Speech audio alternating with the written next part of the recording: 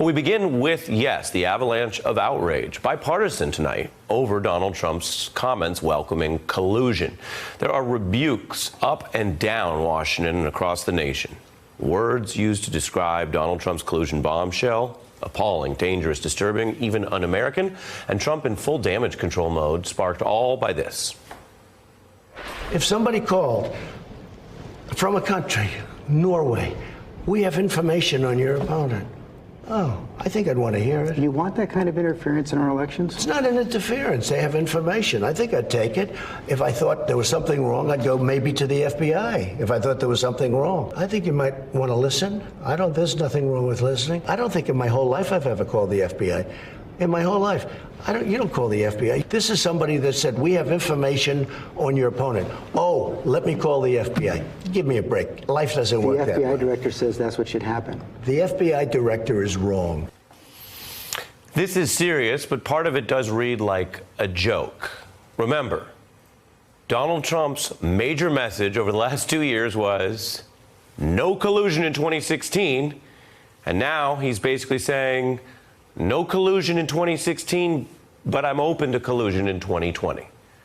This is the real world we're living in, and the FBI is not wrong under the law. You cannot take anything of value, money or anything else, from a foreign government. That's already the law. Democrats have argued that based on what happened last time around Trump's associates, they want to go further and have even reports of these offers be required. And Democrats unsparing in their criticism. Yesterday, the president gave us once again evidence that he does not know right from wrong. It's a very sad thing. That is shocking. Shocking. Clearly, the president has either learned nothing from the last 2 years or picked up exactly the wrong lesson.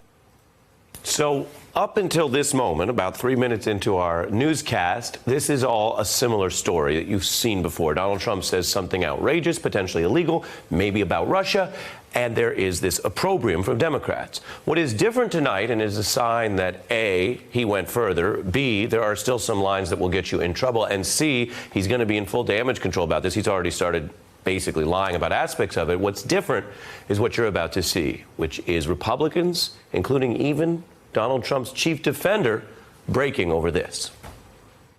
Yeah, I think it's a mistake. If a foreign government comes to you as a public official and offers to help your campaign, giving you anything of value, whether it be money or information on your opponent, the right answer is no. Now, obviously, there's a good defense to this, and that is, if you've ever met with the Queen of England, then you can break the law. Now, I'm kidding, but that is what he posted. Now, take a look at the last Republican nominee responding to all of that. Let's distinguish between circumstances where the Queen of England says something to a presidential contender. That obviously is not what we're talking about. In circumstances where a foreign government attempts to be involved in an American election, that would be simply unthinkable. It would strike at the very heart of our democracy. That is a standard bearer of the Republican Party speaking out. So you would think that if Donald Trump is still under scrutiny for what happened and what was detailed in the Mueller report, and at this very moment he says, I welcome future collusion, maybe not Russia, just Norway this time, you'd think that might raise the pressure on House Democrats to impeach, given that these are all kind of related. But the other piece of news tonight is party leaders insisting they just want to move towards this election that he might welcome collusion in and not do anything more about impeachment. You have the president, though, and this can't be underscored enough, publicly saying, even pledging, that he wants to have what would be an unfair election if he got that foreign collusion. Cue the Democrats.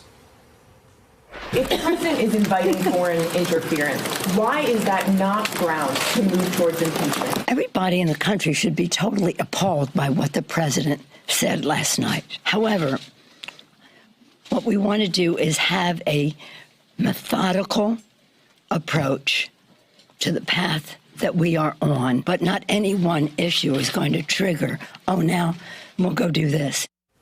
We have quite the experts for this. Michael McFaul served as U.S. ambassador to Russia. Former New York Congressman Steve Israel ran the House Democrats' entire campaign arm. So he knows all about the rules of the road on campaigns. He also is director of the Cornell Institute of Politics, and former federal prosecutor Barrett Berger, who knows all about the laws here. I could start anywhere, but just on the straight way campaigns work, Congressman, is Donald Trump out of order here? Oh, yes. Look, this is immoral. It is dangerous. It is illegal. It is immoral because we should not abide by foreign governments interfering in our democracy. It is dangerous because he could be compromised. And it's illegal because the law says you can't do it. You know, you're right. I chaired the Democratic Congressional Campaign Committee. I ran for Congress 8 times. I knew that I could not accept anything of value from a foreign government. Now, Ari, some people are trying to parse this, and they're saying, well, is opposition research really something of value? Newsflash. As a candidate, opposition research has huge value. You pay tens of thousands of dollars to an opposition research firm to do the vetting, to do the research, and get it back to you. Well, the president's not parsing it. He says, when told the FBI director says no, he says, well, the FBI is wrong. Well, he is not parsing it, but the fact of the matter is many Republicans are. Some have defended him. Some have said... Well, not that many. I mean, that's what I think is so striking. Take a look at Fox News, where there were some of the loyal defenders, but other folks on Fox, and that's reaching a different sect sometimes. It's certainly reaching people who are more disposed to Donald Trump, according to the data, are hearing this is bad news for Trump. Take a look. This will all get another round of fake, phony, moral, selective outrage over that interview. There is so much Oppo research floating around Washington, D.C. Perhaps that's what the president's talking about. You don't want a foreign government or a foreign entity giving you information because they're going to want something back. And if anybody knows that, it's the president, because there is no free lunch. So what the president said he would do to George Stephanopoulos, if he did it, would be felonious. Correct, meaning he would be committing a felony. I mean, that's Fox, and they're telling their audience the president is out loud leaning into a felony. You know, I don't know if you remember the rapper J.O. Felony. I mean, this is not a little thing. This is a felony, is what they're hearing. We shouldn't minimize it. I'm glad they're doing it, but the fact of the matter is that only hours ago, Senator Warner from Virginia tried to introduce a resolution that simply said that if you are approached with foreign information, opposition research, you must report it to the FBI, and the Senate Republicans refused to even consider it. So the words are important, but we also need to see some action.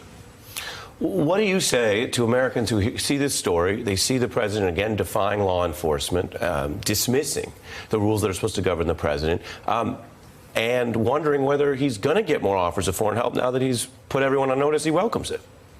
Yeah, I mean, the danger here is that what he's inviting is a national security threat. Right? The reason that you can't take offers of information from a foreign government is we don't know the motivation behind that foreign government's request. And my guess is it's not being offered to help our country, it's being offered to help theirs. So what he's doing here essentially is inviting foreign governments to feed us information selectively, which is a massive national security threat. It doesn't take a genius to realize that. The FBI has to be absolutely appalled by this. They have dedicated squads that are working on this very issue, working to try to combat foreign interference in our next election. So to all those men and women that are actually on the ground doing this kind of work, this has got to be baffling for them. Ambassador, you were willing to jump on the phone when this story broke last night. We covered some of it then. It has obviously intensified since then. Your view, given your experience in the explicit area of U.S.-Russian diplomacy? Well, if we're talking about Russians, of course, Russian agents, the people working for the government there, are working for Putin. They're not working for Donald Trump or any other candidate.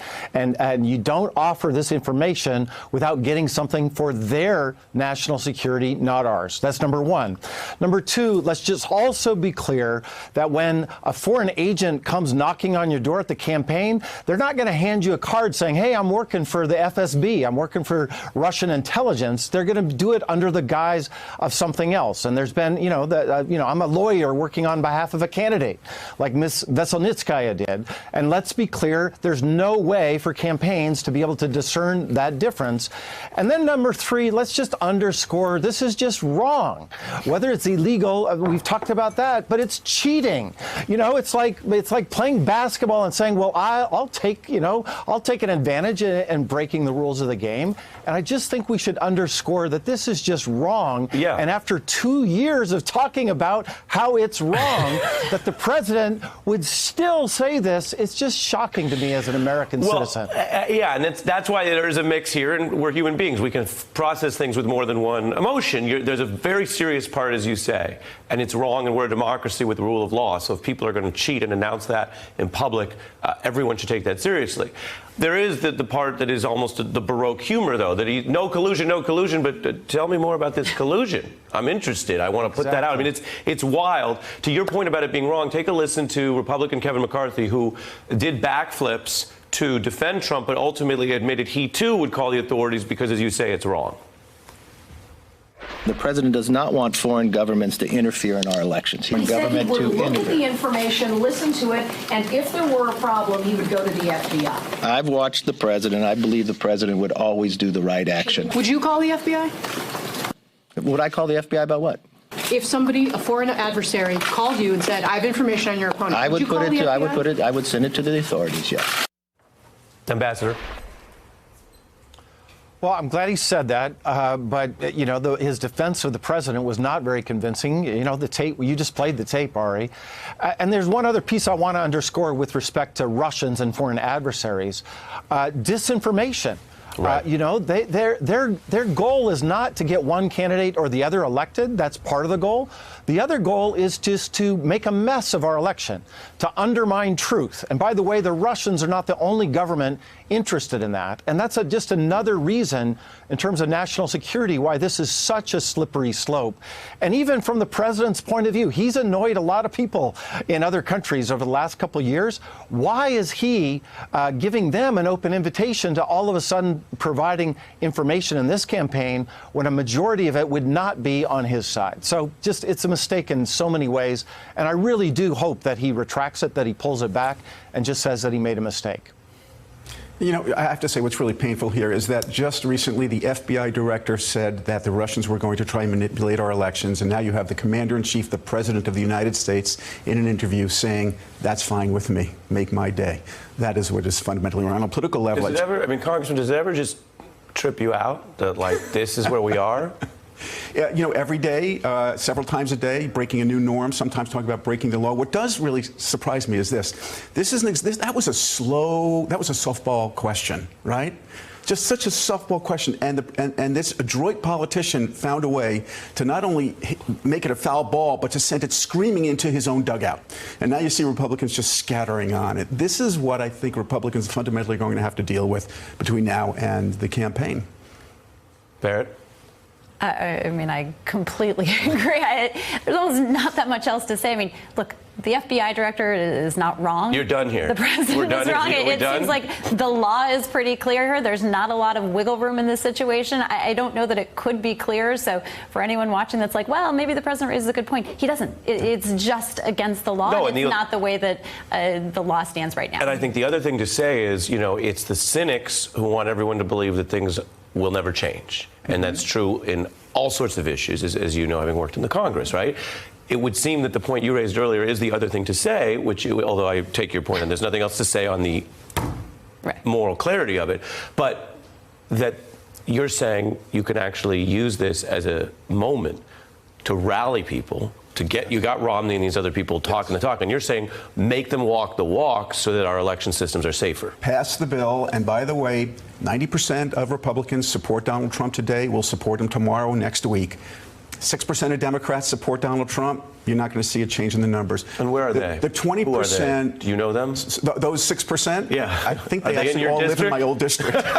Pretty sure. They're the people who would, like, you know, lift an occasional finger to me when I walked in, you know, to the diner. Occasional. But look, 20% of the electorate is undecided. They're independents living in about 20 counties and about 7 battleground states. This kind of stuff, it drives them crazy. They're not voting for Donald Trump if he continues this narrative. Right, and that's a very, very interesting piece of it. Hey, I'm Ari Melber from MSNBC. You can see more of our videos right here, or better yet, subscribe to our YouTube channel below. You could have been anywhere in the world, but you're here with us, and we appreciate that.